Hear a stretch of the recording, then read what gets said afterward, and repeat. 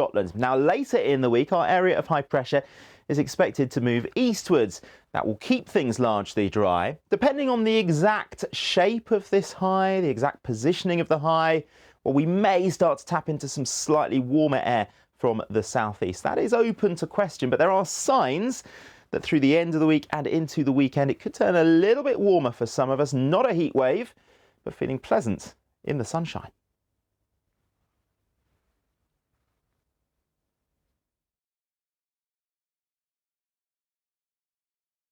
As fighting continues in Ukraine, join our team for the latest developments. There's now a massive effort to rebuild what's been destroyed, but what happened here will never be forgotten. See the headlines as they happen with breaking news alerts in the app and get the full story with bbc.co.uk/news. Follow the story for all the latest with BBC News.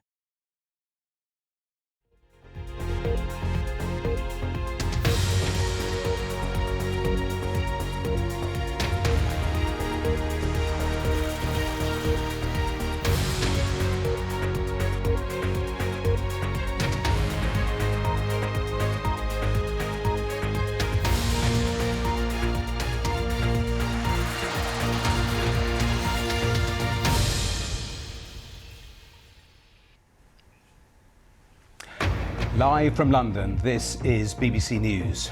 Reports in Portugal claim police investigating the disappearance 16 years ago of British girl Madeleine McCann are preparing to search a reservoir. Russia ups the ante, warning the transfer of F-16 fighter jets to Ukraine would raise questions about NATO's role in the conflict. The BBC's Verified team analyses satellite images showing Russian defences ahead of Kyiv's spring offensive. Our analysis editor Ross Atkins joins me live. Pressure on the UK's Home Secretary amid claims she breached the ministerial code after she was caught speeding. Last summer I was speeding, I regret that. I paid the fine and I took the points. And the Chelsea Flower Show starts today in London. Its 110th year, with King Charles and Queen Camilla paying a visit in the next hour.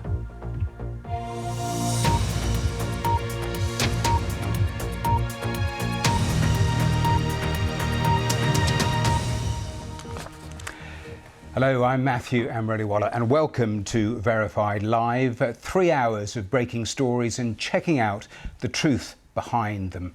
Well, we start this hour in Portugal, where officers investigating the disappearance of a young British girl 16 years ago are to begin searching a remote Portuguese reservoir visited by the suspect Christian Bruckner. Well, Madeleine McCann was 3 years old when she vanished from her parents' holiday apartment in Praia de Luz on the Algarve in May 2007. Kate and Jerry McCann from Leicestershire continue to hope that she is still alive. Police have begun closing off roads leading to the man-made dam ahead of the official start of the search. 20 police officers are expected to be involved in the search, which is set to last for at least 2 days, and beyond that, if anything of relevance is actually found. Well, the suspect, Christian Bruckner, is currently serving a 7-year sentence for raping a woman in the same area of the Algarve where Madeleine McCann went missing. Well, our news correspondent Ellie Price has been following all of today's developments. This is a search of the Arida Dam that is due to start tomorrow. We have been seeing some pictures from local media this afternoon of the area being sealed off. We understand it's an area of about a mile long that has so far been sealed off. German police say they will come up with a statement tomorrow morning. They're not saying too much right now, but we understand that this search will take place primarily led by the German police, but obviously with the help, if you like, of the Portuguese police and obviously the input of British police as well. Madeleine McCann, as you say, went missing back in 2007, and since then this is a story, a case that's gone on and on. Really, with no one ever charged with her disappearance. Now, you mentioned there Christian Bruckner, who is basically the prime suspect in all of this, somebody that the Portuguese police named last year as their prime suspect. He's never been charged with this case, but as you say, he's currently in prison for 7 years based on another rape that he committed in the area in Portugal. He's always denied any involvement in the disappearance of Madeleine McCann, but we understand this search is taking place in this reservoir, in this man-made dam near the town of Silves, which we understand is a place that the suspect, Christian Bruckner, frequented, that he liked when he lived in Portugal and lived in this area. And Ellie, as over the years, the police, the family have searched to try to find answers over that period of time. There have been so many moments where there have been glimmers of hope, and all of them have come to nothing. Absolutely heartbreaking for the parents, of course, indescribable feelings. They've always maintained that they hope that they will see their daughter alive, but the German police have always treated this as a murder investigation, and obviously tragic cases. We haven't, basically there have been no clues from of Madeleine McCann ever since she disappeared back in 2007. So presumably this latest glimmer of hope that some answers at least may be given up by what may or may not be found in this reservoir. But as you say, this is a case that's gone on for years and years. Madeleine McCann would have been 20 this month, and her parents obviously celebrate her birthday, but meet the month of May when she disappeared back in 2007 with absolute horror as well. So an absolute tragic case. But as you say, no one's ever been charged in this case, and there have been glimmers of hope, searches that have been undergone, but nothing as yet has thrown up any answers really of what ever happened to Madeleine McCann. Well, that was Ellie Price. Our Berlin correspondent Damien McGuinness has been looking into this latest search that's been requested by the German police. I've been on the phone to Hans Christian Wolters, who is the German state prosecutor in the town of Braunschweig, and that is the jurisdiction where Christian Bruckner is right now in prison, serving that prison sentence of 7 years for the rape of a 72-year-old woman in Portugal. Now, he's been charged with a number of different sexual offences, including rape of one woman, again in Portugal. But as Ellie was saying earlier, he's never been charged officially with any connection to the disappearance of Maddie McCann. But Mr. Wolters is convinced that he is the prime suspect. He's come up with a number of pieces of what he would call evidence, such as Mr. Bruckner's mobile phone records showing that he was in the area around about the time of Maddie McCann's disappearance. Also, other forms of evidence, what Mr. Bruckner was doing at the time near Praia de Luz, where Maddie disappeared in 2007. And earlier today, Mr. Wolters told me that even though German officials are not yet confirming that this search is going ahead in Portugal tomorrow, that there would very soon, tomorrow morning, be an official confirmation of what would happen. So effectively, what German officials have hinted to me is that this search is going ahead and that it is being carried out in connection to the Maddie McCann case, because there is a growing, according to the state prosecutor, a growing amount of evidence connecting him to the disappearance of Maddie McCann. The question is, can this evidence be found and will charges then follow up? Damien, in terms of what you've just finished by saying, do we have any idea in terms of why or how information has taken the various authorities in Portugal to this particular reservoir? Does that information emanate from Germany? So according to the reports, the local reports in Portuguese media, it's German police and state prosecutors that are driving this investigation. Now, that would make sense, because it is the German state prosecutor who I've been talking to on the phone today who is the driving force behind the allegations that Christian Bruckner has something to do with the disappearance of Maddie McCann.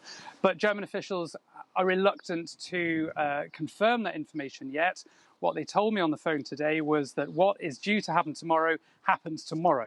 In other words, they want to coordinate what is obviously a very sensitive investigation and potentially a difficult search. They want to coordinate that very carefully, not to jeopardize it with any speculation in the media. That's why it's so difficult with this case. There have been so many conspiracy theories over the years, Matthew. There have been so many actors connected with the disappearance of Maddie McCann, bad actors as well, and that's why I think officials have become very, very cautious over the years with when they're talking to the media, but also when they're releasing information. The information has to be released in a coordinated manner. That's certainly the impression you get here in Germany, and I think tomorrow morning we'll definitely find out at least a little bit more about that search that's likely to go ahead tomorrow in the reservoir in Portugal. Well, that was Damien McGuinness in Berlin for us. Let's turn to Ukraine, because Ukraine's President Volodymyr Zelensky has insisted the city of Bakhmut is not occupied by Russia after Moscow-backed mercenaries claim control. Meanwhile, satellite images show that Russia is building extensive defences in the areas they currently occupy in the east in preparation for a Ukrainian counter-offensive. Well, those images have been analysed by BBC Verify, a new service launched today, bringing together 60 journalists with a range of forensic and investigative skills to fact-check data and to help explain complex stories as well as counter disinformation. So let's cross now to our analysis editor, Ros Atkins, who's there in the new BBC Verify hub. And Ros, the images, the analysis is absolutely fascinating. So just take us through it.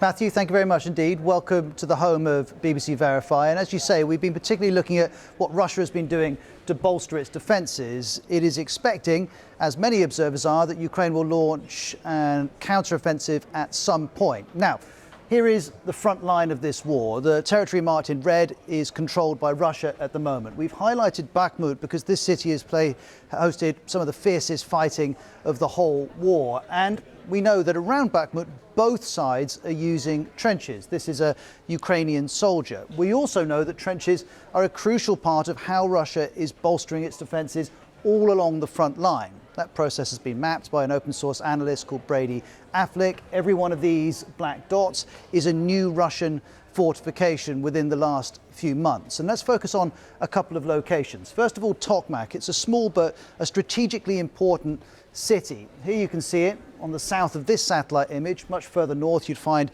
the Ukrainian positions. And look what the Russians have done. They've built one defensive line, then a second behind it, and then a third around the city of Tokmak. We also know that Ukrainian media is reporting civilians are being taken out of Tokmak so the Russians can further fortify it. And we can understand those fortifications better by looking at another satellite image. This is one defensive structure that we've observed, and it comes in various forms. Furthest from the front line, there are artillery positions. In front of that, you've got a trench network for Russian soldiers. Then you've got dragon's teeth. Now, you may have heard this phrase. It describes concrete obstacles the Russians are laying out in the hope of stopping Ukrainian tanks in their tracks. Also targeting tanks are these enormous ditches dug out by vehicles like this. And if we go back to the satellite image, you can see the foremost line of defense for the Russians in this location is an anti-tank ditch. So that's one location. Here is the second that we've looked at BBC Verify. This one concerns the Crimean Peninsula, annexed by Russia in 2014. And we're going to look now at this satellite image of a beach on the west coast of Crimea. Again, we can see dragon's teeth all along the coast, all along the shore of the Black Sea. Further north on this image, there's a bunker. You can see the trench working its way down the beach. BBC Verify estimates this trench reaches for around 15 miles, 25 kilometres up and down the coast. Also note these piles of wood.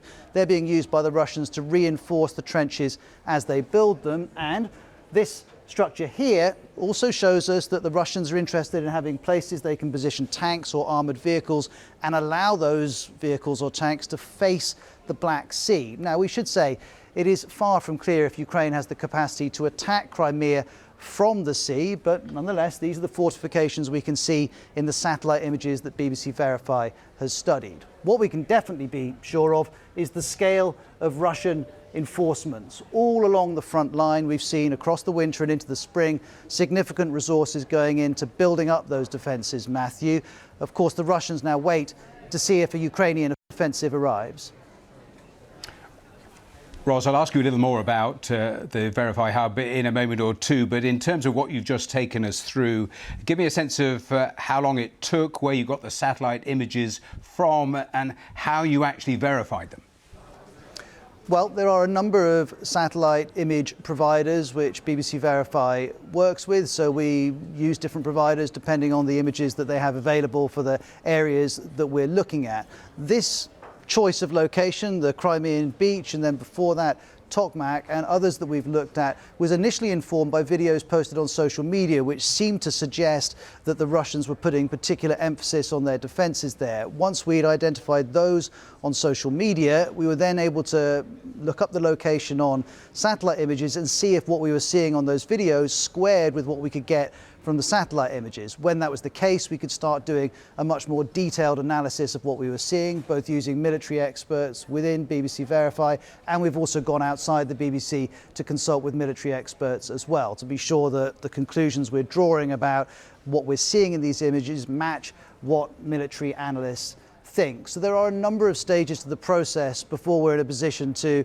start talking publicly about what we found. And I would also emphasise that BBC Verify works in conjunction sometimes with other open source journalism operations. I referenced the analyst Brady Affleck. He really has done a huge amount of work in recent months to map the different defences that are going in all along the hundreds of kilometres of front line in this conflict.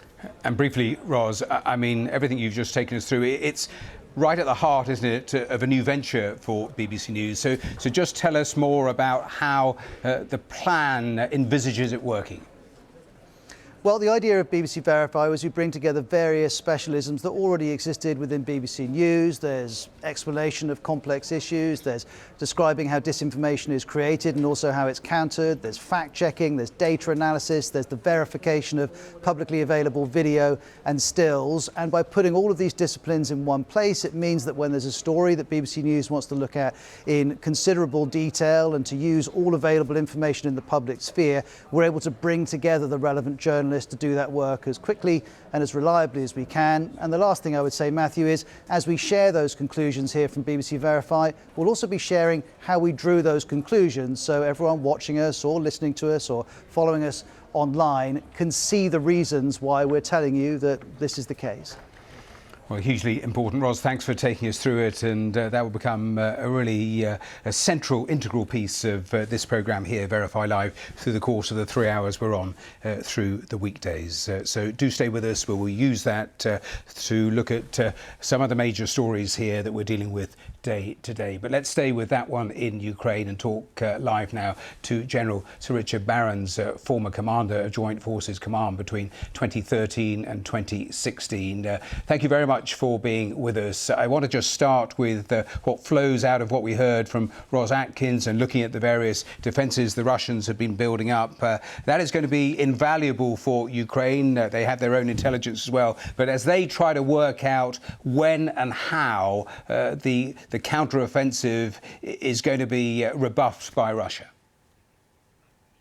So the Ukraine offensive, which we think is going to occur at some stage this spring or summer, knows that it's going to face a much stiffer challenge than was faced in the relatively easy Ukrainian successes of last autumn. And part of the challenge are those fortifications that you've just illustrated. And none of those will be a surprise to the Ukraine military. They will have seen their own satellite imagery. What you've shown is a textbook defensive layout. But what they also want to know is who's going to be in those trenches and how resilient will they be? Where will the tanks be? Where will the artillery be? What sort of counterattacks will come? What sort of air cover will be applied? And in the age we live in now, what sort of electromagnetic spectrum interference would come over the top of it? And they really are faced with difficult judgment about where to attack with sufficient certainty with what, after all, is a very inexperienced Ukrainian force. And when you look at the layers of defences that we went through there, I mean, how difficult is that likely to breach that and to make rapid progress? Well, they're by design meant to be difficult. And this combination of trenches and ditches and mines, the stuff you can do essentially with earth and explosive, is then matched to people and firepower. And what is really difficult to judge is how competent that Russian defense will be. And what would be a major Ukrainian mistake would be to underestimate how the Russians appear to be learning from the bitter experience of the last year about how to organize their fight against Ukraine. So that battle is going to be hard wherever it occurs. Let's talk more broadly now over what we've seen over the last week or 10 days, because it has been significant. Do you see it as a step change almost in terms of the levels of support that Ukraine is getting from the West, things like embracing the coalition of jets and the various moves we've seen in the last few days? So I think there are a couple of things that are important. The first on the jets, we've been having a discussion about whether Ukraine should have fourth generation combat aircraft from the West for about a year. And now we've arrived at the point where agreement has been made that NATO countries that choose to give the American-made F-16 may, with American support, but not American aircraft. It will take 18 months or so before those aircraft, with their pilots and their maintainers, are really ready to take on the Russian Air Force. So the second thing that's come out of this is a recognition from the G7 and others that this offensive, the one we're about to see, is very unlikely to be decisive, to be the end of the war, to cause Russia to leave Ukraine. This will be an important evolution. It'll show hope and momentum. But the aircraft mean everybody knows this war could go on for a year or two or three. What did you make of that warning that came again from Moscow, Russia's warning about any strike on Crimea being a strike on Russia, because they even changed the constitution, didn't they, pretty recently to make Crimea part of Russia. So what did you make of what came out of Moscow today? So this is a consistent line from Russia. The part of Ukraine that they've occupied, including Crimea, is actually Russian, and they have annexed it in their own eyes, but not in the eyes of many other people in the world. And the other thing that's important is Russia has been saying for some months that this is a war between Russia and the West. This is about a US hegemony of the world that they object to. And they ascribe their serial failure in the fighting to the fact they're not just fighting Ukraine, they're fighting the 30 nations of NATO. So there's nothing new in that rhetoric. It does not mean that this war is about to become a war between Russia and NATO, because Russia knows that's a war that it loses very quickly indeed. So, Richard Barons, we have to leave it there, but thanks so much for your time here on BBC News. Thank you. Well, around the world and across the UK, you're watching BBC News.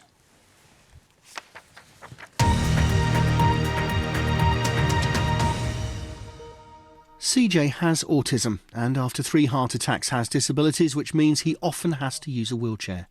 He discovered photography as a teenager and hasn't looked back. I enjoy the photography because I feel I hide behind my camera a bit, because it's kind of like a comfort blanket, like a child would have, sort of my safety net. In his teens, he teamed up with professional photographer Clive Figes, who mentored him. They clicked and Clive realised CJ had a gift.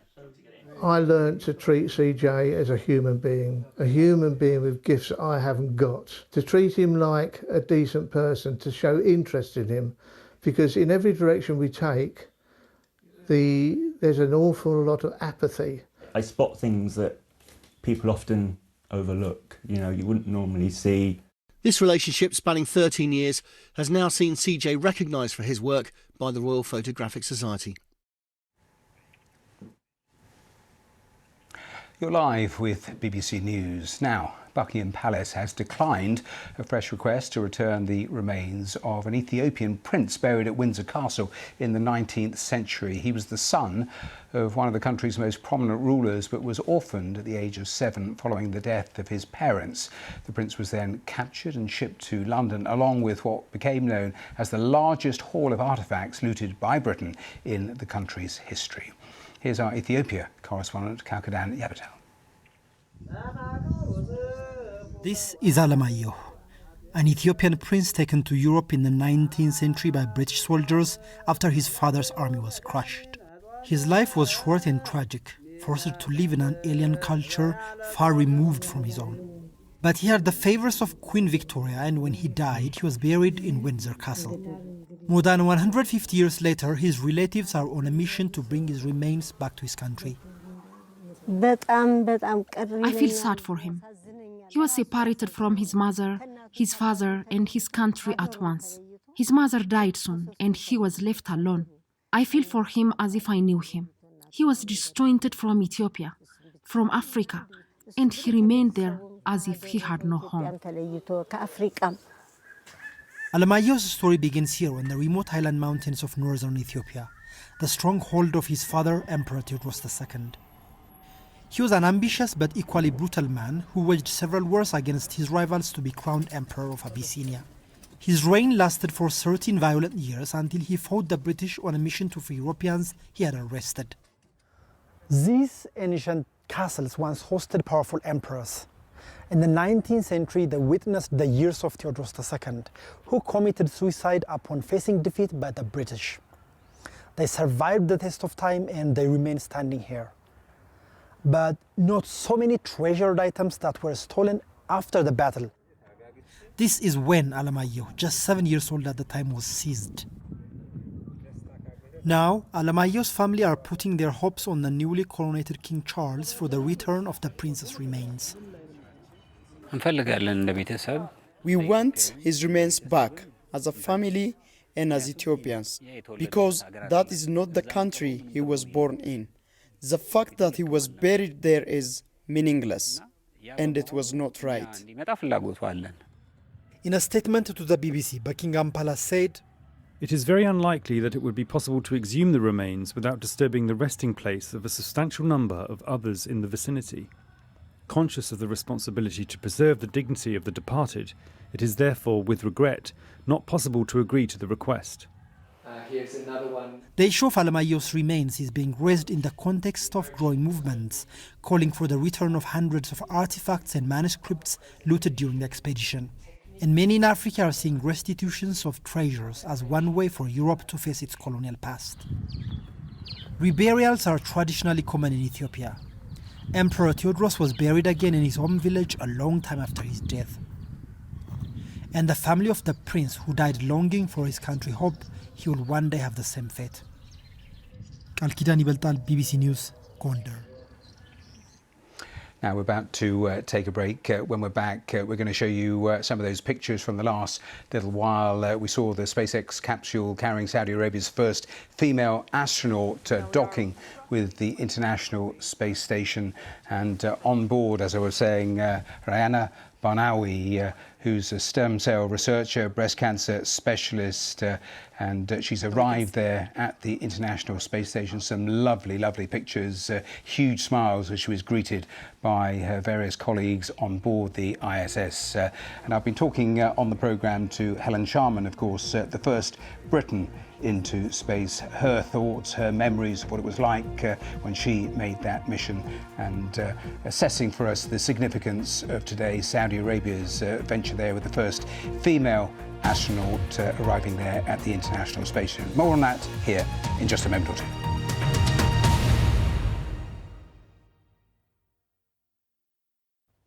Hello, many of us have seen quite a lot of sunshine today, and in that sunshine it felt quite warm. There is more of the same to come, some spells of warm sunshine through the rest of the week. Certainly it is going to stay largely dry, but there'll be some areas of cloud around at times as well. And actually that cloud produced some splashes of rain across parts of southeastern Scotland, northeast England. There was another area of cloud across parts of eastern England that brought a few showers. And then also on the satellite picture, you can see this zone of cloud pushing towards Northern Ireland and Scotland. Initially, this will be quite high cloud, so we will see some areas of cloud through the night, and old weather front sinking down into parts of East Anglia, the Midlands, southern England. That could give the odd spot of drizzle, but broadly speaking, it's a dry night with variable cloud, clear spells, temperatures typically 6 to 10 degrees. It may just get a little chillier than that briefly in one or two places. Into tomorrow, high pressure still with us, the high centred out in the Atlantic, but extending its influence towards our shores. Frontal systems, though, running across the top of the high,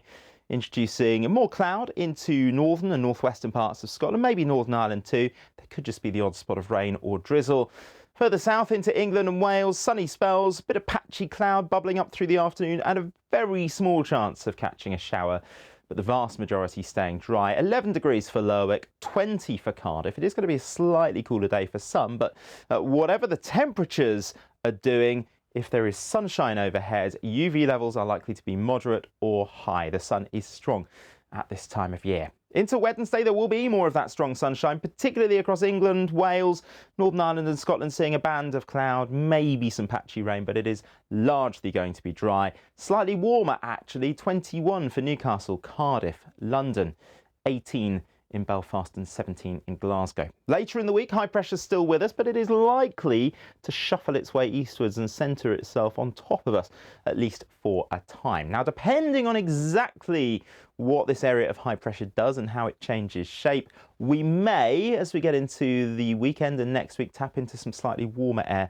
from the near continent. There is some uncertainty about that, but it certainly looks like staying largely dry, feeling warm in any sunshine.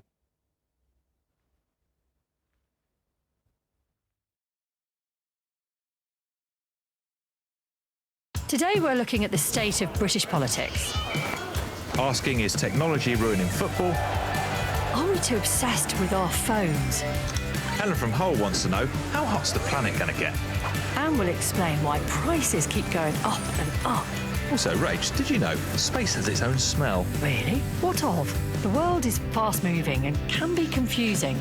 So let's talk about it. 5 Live Breakfast with Rachel and Rick. Listen on BBC Sounds. Want to understand what the news means for you? BBC News Catch Up on Sounds is a new playlist that puts you in control and lets you explore the stories you're interested in. From breaking headlines... There's been a wave of missile strikes across Ukraine. ...to deep dive podcasts and current analysis. The longer the conflict goes on, the more chance there is just something happening that leads to an escalation. Make sense of the stories you care about whenever suits you. Open the BBC Sounds app, tap podcasts for News Catch Up. I want to talk to you about the politics of this. Did she not think she was going to get that question? It's important to remember that this is a negotiation. It's a good photo of... I have an opportunity to create chaos. There is always an email. We are so insignificant in this cosmos. Do you want some facts on baguettes? I'm just feeding you the stories. Maybe this is The Context. The Context, tonight from 8 p.m. on BBC News and iPlayer.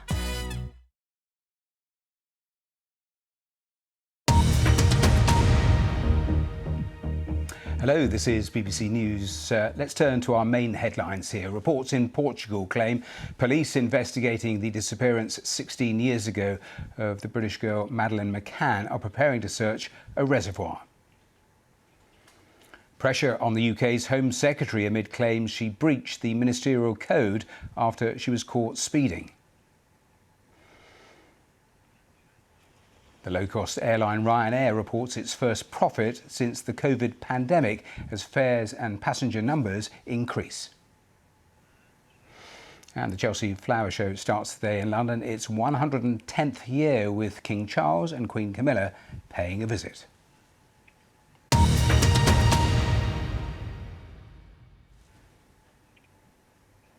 Well, let's return straight away to one of those headline stories. The Home Secretary, Suella Braverman, has insisted that nothing untoward happened in the way she handled a speeding offence. She asked civil servants about arranging a private speed awareness course. The Prime Minister has met his ethics advisor to discuss whether Mrs Braverman broke the ministerial code. Well, the Home Secretary faced questions from MPs in the Commons a little earlier. Have a look. If caught speeding, does the Home Secretary agree that no one should be above the law? Well, as I said earlier, Mr. Speaker, last summer I was speeding. I regret that. I paid the fine and I took the penalty. And at no point did I attempt to evade sanction. Mr. Speaker, hopefully we're not going to be too repetitive today, but as I said earlier, last summer I was speeding. I regret that. I paid the fine and I accepted the points, and at no point did I seek to evade the sanction. Well, Mr. Speaker, as I've said earlier, in the summer of last year I was speeding. I regret that. I paid the fine and I accepted the points. At no time did I seek to avoid the sanction. As I've said earlier, in the summer I was speeding. I regret that I was speeding. I accepted the points and I paid the fine, and at no point did I seek to avoid the sanction. As I've made clear, last summer I was speeding, and I regret that I was speeding. I was notified of the matter, I paid the fine, and I took the points. At no point did anything untoward happen, and at no point did I try and avoid the sanction. Just a flavour of some of the questions for the Home Secretary. Let's bring in our political correspondent, Rob Watson. And Rob, what's your assessment of just how much pressure the Home Secretary is under here?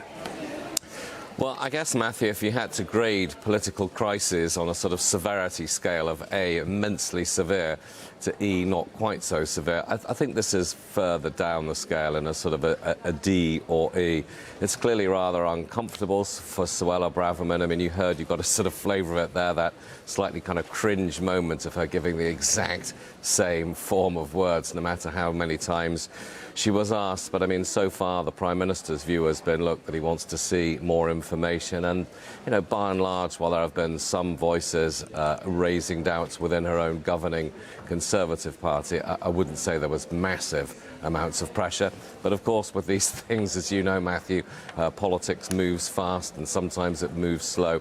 But at the moment, yeah, I think sort of down the scale on the severity of political crises. All right, Rob, thanks very much. Let's continue with this. Let's talk to Tim Durant, Programme Director of the Minister's team at the Institute for Government. Welcome here to the programme. Your assessment? I think, like your correspondent was just saying, I think the Prime Minister potentially and the Home Secretary will try and downplay this. I think the question is, there are two questions. One is, what exactly did she ask her civil servants for?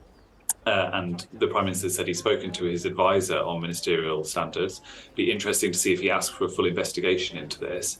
But then the second question is the kind of wider context and what this says about the Home Secretary in general, and what the Prime Minister thinks is important. I think